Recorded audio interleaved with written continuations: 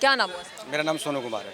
क्या लग रहा है ये जिस तरह से नागपुर में दंगा शुरू हुआ है औरंगजेब के कब्र को लेकर, क्या लगता है ये दंगा किस तरफ है?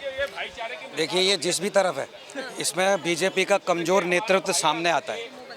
भारतीय जनता पार्टी का कमज़ोर नेतृत्व सामने आता है। ये सरकार काम करने वाली सरकार बिल्कुल भी नहीं है।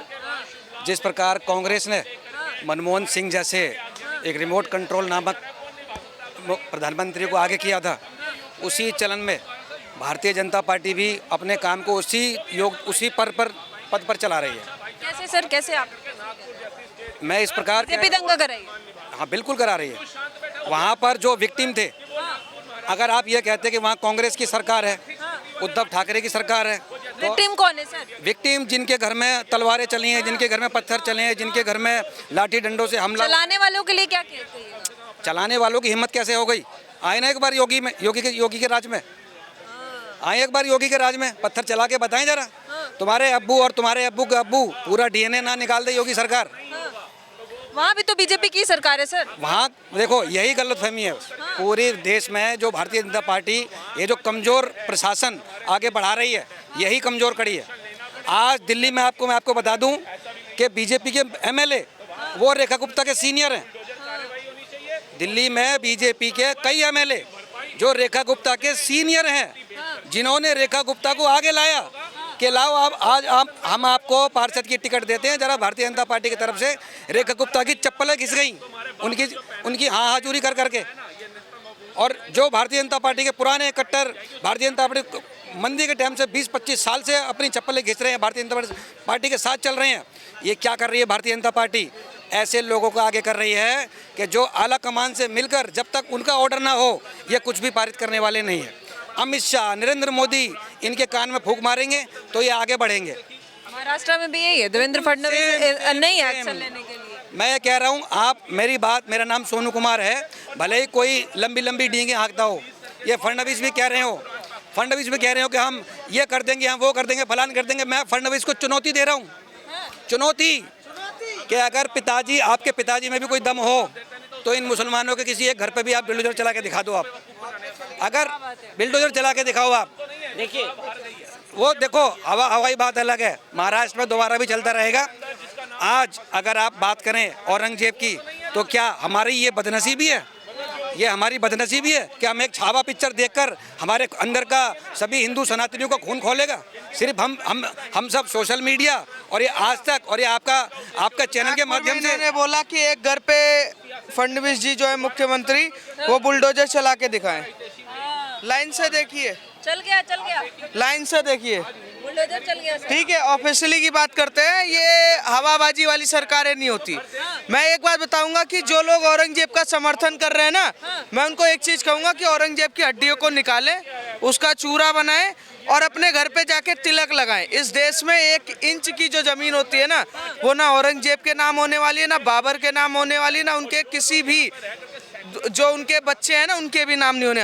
आज इस देश में औरंगजेब, बाबर, इनके बच्चे जो हैं बर्तन धोने का काम करते हैं, पंचर लगाने का काम करते हैं। ऐसा ना करें इस देश में कि हम लोगों को ज़्यादा हवाबाजी ना दिखाएं, उकसाने की कोशिश ना करें कि वो पंचर, बर्तन धोना, ये सारा का सारा समेट के खत्म लेकिन करें। कांग्रेस कह रहे हैं कि क्या कर रहे थे बीजेपी सरकार, क्या कर रही थी वहाँ पे कि इतना बड़ा दंगा हो गया?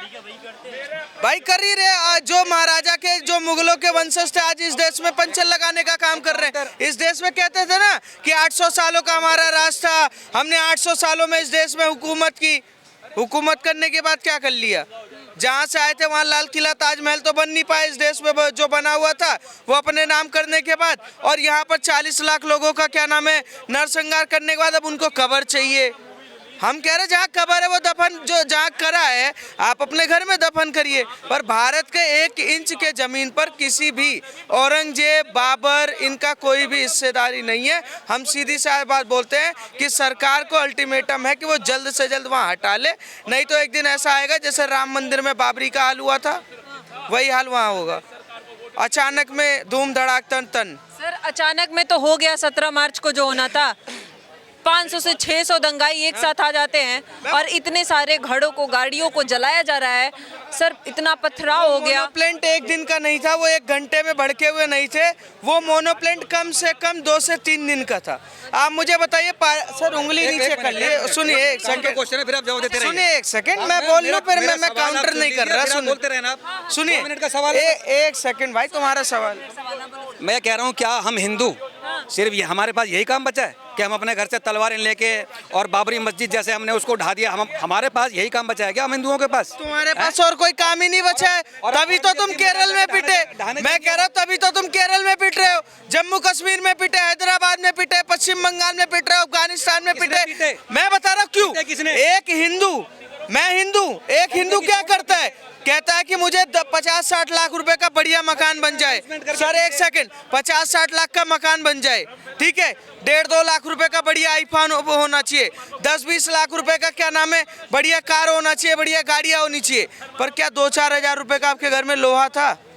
उस दिन जो हमला हुआ वो ये लोग कह रहे कि बहकावे में आ गए जी, हम भड़क गए। नहीं भड़के थे मैडम, वो भड़का हुआ कोई नहीं था। 2 से 3 दिन के अंदर की प्लानिंग थी। सुनिए, कोई भारतीय जनता पार्टी नहीं बोल रही है सर, भारतीय जनता पार्टी नहीं बोल रही है और ना कोई बोल रहा है। आपको अपनी सुरक्षा खुद करनी पड़ेगी। इस देश की आर्मी, पुलिस या कोई सुरक्षा आपको तब तक नहीं दे सकती जब तक कि आप अपने परिवार की सुरक्षा खुद से नहीं कर सकते। मैं कह रहा हूँ 500 लोगों की भीड़ आए, सर एक सेकेंड, 500 लोगों की भीड़ आएगी तो क्या पुलिस वहाँ सुरक्षा दे पाएगी? 500 की भीड़, पुलिस पे भी हमले हो रहे हैं, महिला पुलिस के साथ तो ऐसे जब खुद पुलिस को वो टारगेट करके मार रहे हैं, आर्मी वालों को मार रहे हैं, तो हमें कहां से देंगे? मैं कह रहा हूं बहुत हुआ, आपके पास 50 लाख 60 लाख का घर, कार, मकान, दुकान, ये वो सब कुछ, 2-4 हजार रुपए का लोहा भी घर में रखो कि जिस दिन ऐसी स्थिति आए तो कम से कम अपने परिवार को आप खुद बचा सको। क्या गलत कह रहे हैं क्या? देखिए, प्रशासन, आप कह रहे हो ना कि इतनी सारी भीड़ आ गई, बुज़दिल तलवार लेके नहीं निकलते, शेर तलवार लेके निकलते ही हैं डेली। मैं कह रहा हूँ बुज़दिल तलवार लेकर नहीं निकलते, पर जो शेर होता है अपने हिस्से चाहिए होता है वो निकलता ही है। तो इसका मतलब ये कह रहे हैं कि जो पुलिस वाले हैं वो बुज़दिल हैं, उनके पास हथियार है, है ना? देखो, मैं लोहा लेके खरीदूं, मैं तलवार लेके खरीदूं और अपने घर में रखूं और अपने आप को बचाऊं। वो जो पुलिस वाले पिटे हैं, 1 मिनट भैया, वो जो पुलिस वाले पिटे हैं, क्या उनके पास पीतल नहीं था? क्या उनके पास बंदूक नहीं थी? वो क्यों भागते फिर रहे थे? कि अपने परिवार की सुरक्षा करने का आपको अधिकार है। संविधान भी ये कहता है कि अगर आप पर कोई आँच आता है तो भारत का संविधान भी कहता है कि आप अपने की स्वयं की रक्षा करने के लिए तत्पर हैं और कानून आपको इजाजत देता है, ठीक है। दूसरा ये कह रहे हैं कि तलवारें रखिए, ये रखिए। भाई साहब बुज़दिल आप बने हो, हम नहीं है, ठीक है। हमारा धर्म कहता है धर्मो रक्षित रक्षिता, ठीक है। हम अपने धर्म के हिसाब से चलते हैं। हम किसी को ना मारने के लिए प्रेरित करते हैं और कोई हमें मार के चला जाएगा तो हम ऐसे बड़े वो पागल भी नहीं है। कोई अगर हमें पहला चाटा मारेगा तो हम दूसरा चाटे का इंतजार नहीं करेंगे, सीधा जमीन में मिट्टी में मिला के चले जाएंगे। तो ये बड़ी गर्व की बात है भारतीय जनता पार्टी के लिए और उनके शुभचिंतकों के लिए और इन भैया जैसे के लिए। ये बड़ी गर्व की बात है कि भारतीय जनता पार्टी सीधा संदेश दे रही है। क्या करेगी इसमें यार? मैंने भारतीय जनता पार्टी क्या करेगी? भारतीय जनता पार्टी इजराइल में, इराक में, ईरान में, अफगानिस्तान, लीबिया, लेबान कहीं पर है? नहीं है ना, वहाँ भी तो मार रहे। अरे मैं कह रहा हूँ, सुनिए, भारतीय जनता पार्टी का ज्यादा रट मत लगाओ। भारतीय जनता पार्टी एक पार्टी है, ठीक है, वो अपना काम कर रही है, वो सरकार में है। पर हम कहीं ना कहीं जो देश में हम लोग हैं, सरकार बनाने का काम होता है। सरकार सबके लिए समान रूप से काम करती है, समान रूप से काम करना होता है। कोई सरकार हिंदू मुसलमान के लिए काम नहीं करती। कांग्रेस की सरकार थी, सबके लिए काम कर रही थी, इसकी सरकार है, ये सबके लिए काम कर रहे हैं। पर अपनी सुरक्षा अपने हाथ में होती है, इस चीज को ध्यान रखो। भारतीय जनता पार्टी, भारतीय जनता पार्टी, प्रशासन के भरोसे जनता को नहीं रहना है, प्रशासन के भरोसे जनता ना रहे। प्रशासन के भरोसे जनता रहे, पर कम से कम अपने भरोसे भी तो रहे। प्रशासन को आपने 112 पे तो फोन मार लिया, 4 चोर घर में घुसे हुए हैं। अब 4 चोर, आप प्रशासन तब तक आ रही है। मैं कह रहा हूँ 4 चोर आपको लेके आपका रफा दफा करके चले गए और उसके बाद प्रशासन आपको ढूंढता रहेगा। भाई मेरे बच्चों को 50-60 की भीड़ आएगी और मार के चली जाएगी तो मैं उस समय क्या प्रशासन का इंतजार करूंगा? भाई मेरे हाथ में जो चीज होगा मैं उससे सुरक्षा करूंगा। मैं अपने सामने अपने बहन बेटियों का क्या नाम है बलात्कार करते हुए देखूंगा, ये देख सकते हैं। ये प्रशासन का वो कर सकते हैं जी, हम नहीं देख सकते। हम तो कह रहे हैं कि वो घुसे नहीं, उससे पहले हमने तैयारी रखी है कि आप आए तो आए कैसे। अगर आप आए होते भाईचारे में सेवैया खाने, नागपुर में तो भाईचारा ही था। भाईजान करने आए होते तो हम कुछ नहीं कहते। अब आप जब जान ही लेने आए तो फिर क्या कर सकते हैं। ठीक है। देखिए कुल मिलाकर के ये कह रहे हैं भारतीय जनता पार्टी, भारतीय जनता पार्टी का तो रोल ही नहीं है।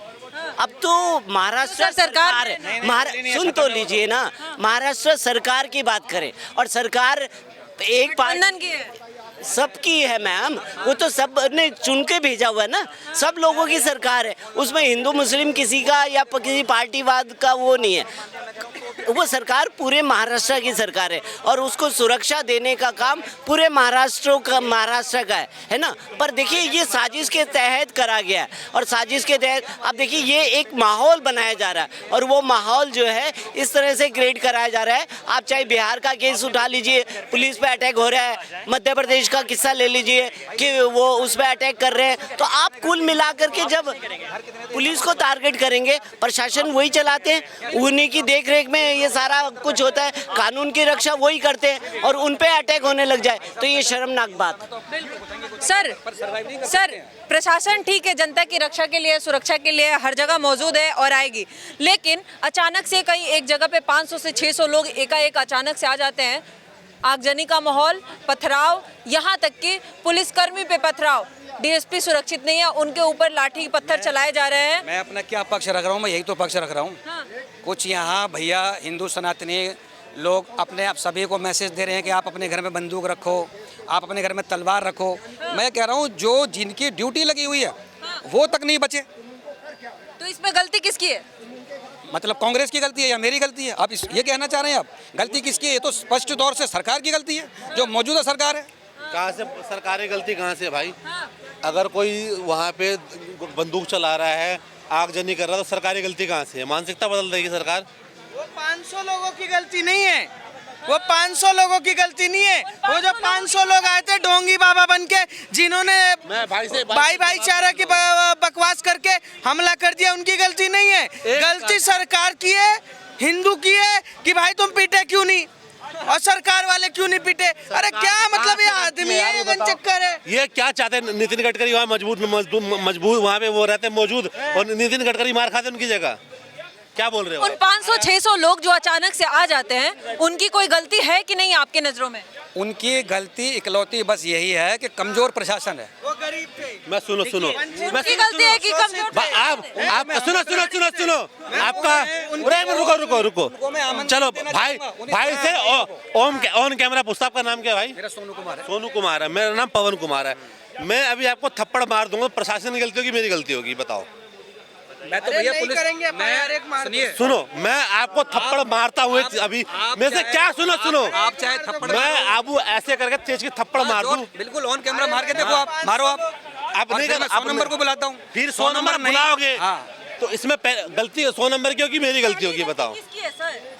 वो तो मैं इन्हीं की पुलिस से गलती है। नहीं, सुनो, मैं पुलिस से नहीं डरा, मैं थप्पड़ मार दिया तो पुलिस की गलती क्या मेरी गलती है? शोषित वंचित, सुनिए, वो जितने 500 लोग थे ना, वो शोषित थे, वंचित थे, इस देश के सबसे गरीब थे। ये पता क्या है, मैं क्या कह रहा हूँ, ये क्या कह रहे हैं कि तुम बुज़दिल बनो। सुनो, ये कह रहे हैं बुज़दिल बनो, तुम्हारे परिवार पे कोई आता है तो तुम 112 पे फोन मिलके इंतजार करो, जी आएंगे। मैं प्रशासन, सुनो, मैं तुम्हें मार के प्रशासन को खरीद लूंगा। अब इसमें अब बात बताओ सुनेंगे आप? गलती है। सर प्रशासन को कॉल करने तक का वक्त तो मिलना चाहिए ना जनता को। ठीक है। मैं तुम्हें थप्पड़ मार प्रशासन किसी के घर के पीछे तो बैठी नहीं है, कोई भी पुलिस किसी के छत पे तो बैठी नहीं है, प्रशासन को भी आने में वक्त लगेगा ना सर। मैं आपसे क्या बोल रहा हूँ, कितने पुलिस वाले होते हैं? पहले तो ये बात ही नहीं बोलनी। आप बताओ ना, प्रशासन को भी पहुंचने में वक्त लगेगा कि नहीं? अपनी बात यही तो कहना चाह रहा हूँ कि अब प्रशासन का काम क्या है। अगर इन्होंने गलती करी और सर, मैंने दंगा के बाद प्रशासन बोला कि करेगा आदमी नहीं, गलती नहीं, प्रशासन की गलती है। ये क्या? बताओ। हाँ, बता रहा हूँ, सरकारी कहाँ से गलती है? बता रहा हूँ। मैं यहाँ थप्पड़ मारूंगा, बीजेपी गलती है कि मेरी गलती है? बताओ। या तो सुनने या कोई सुनने के क्षमता ही नहीं है किसी तो को। भाई बात सही बोलना भाई। तो सुन लो भाई, पूरी बात सुन लो। मैं तुम्हें थप्पड़ मारूंगा कि बीजेपी गलती की मेरी गलती है? बताओ। थप्पड़ बैठ के हुए। मजा आएगा पीटने में। अब मैं अपनी बात पूरी कर रहा हूँ। जब मैं आपसे ये कह रहा हूँ कि उन्हीं दंगाइयों को जवाब दे पहले बात। उन्हीं दंगाइयों को मैं योगी सरकार ने, मैं आमंत्रित कर रहा हूँ कि आप आओ जरा वहाँ दंगा करके दिखाओ आप। अगर कोई व्यक्ति ये कह रहे हैं मैं थप्पड़ मारूं, मैं डिलीट कर दूंगा, मैं थाने में भी सेटिंग कर लूंगा, सारे काम कर लूंगा, चलो आप प्रशासन को, इसका मतलब ये साफ साफ ये कह रहे हैं कि मैं प्रशासन को धक्का बताता हूँ। मेरे लिए प्रशासन नाम मात्र चीज है। सर प्रशासन तो सेकंड है ना सर, प्रशासन अगर झुकती है, दंगा को रोक नहीं पा रही है, कर्फ्यू लगाना पड़ रहा है, तब गलती हो भी सकती है। लेकिन सर फर्स्ट गलती तो जो कर रहा है उसकी गलती होगी ना सर, आप तो वो मान नहीं रहे हैं। तो अब प्रशासन का क्या फर्ज है? दंगे वाले को उनको अब तो ऐसा प्रशासन उस दंगे को रोक रही है ना सर, प्रशासन मौजूद है। दंगे रुक गए, वहाँ सारा फोर्स लग चाहते गया। हैं जैसे यूपी के अंदर कार से वो गोलियां चली थी, जिस तरीके से कह रहे हैं संतों पे और गायों पे गोलियां चली थी, उसी तरीके से सीधे गोली मार दो, ये चाहते हैं। ठीक है, और ये कह रहे हैं कि प्रशासन वहाँ पर मौजूद था, प्रशासन की गलती है। क्या प्रशासन के अंदर इंसान नहीं है? वो अपनी सेफ्टी नहीं देखेंगे? 600 लोगों की भीड़ को 4 बंदे रोक लेंगे? आप खुद बताइए इस चीज को, या आप बता दीजिए। 600 लोगों की भीड़ को चार बंदे नहीं रोक पाएंगे। पर जब प्रशासन के महाराष्ट्र के अंदर इंतजाम क्या किया प्रशासन ने? एक मिनट बात सुनिए। प्रशासन ने इंतजाम क्या किया है? शासन ने इंतजाम किया। हमें मालूम है कि हमारे घर में आज इतना मेहमान है, मैं उसका इंतजाम करूंगा। तुम्हारे मेहमान घर पे आके क्या तलवार मारा तुम्हें? तलवार कौन मारा? तलवार कोई नहीं मारता है। तलवार, अरे आप ठठिया रहे हो। तुमने देश के लिए क्या है? तुमने क्या करा? हमारे पिताजी ने कुर्बानी की है। बाप दादा सब फौज में थे, बोलो।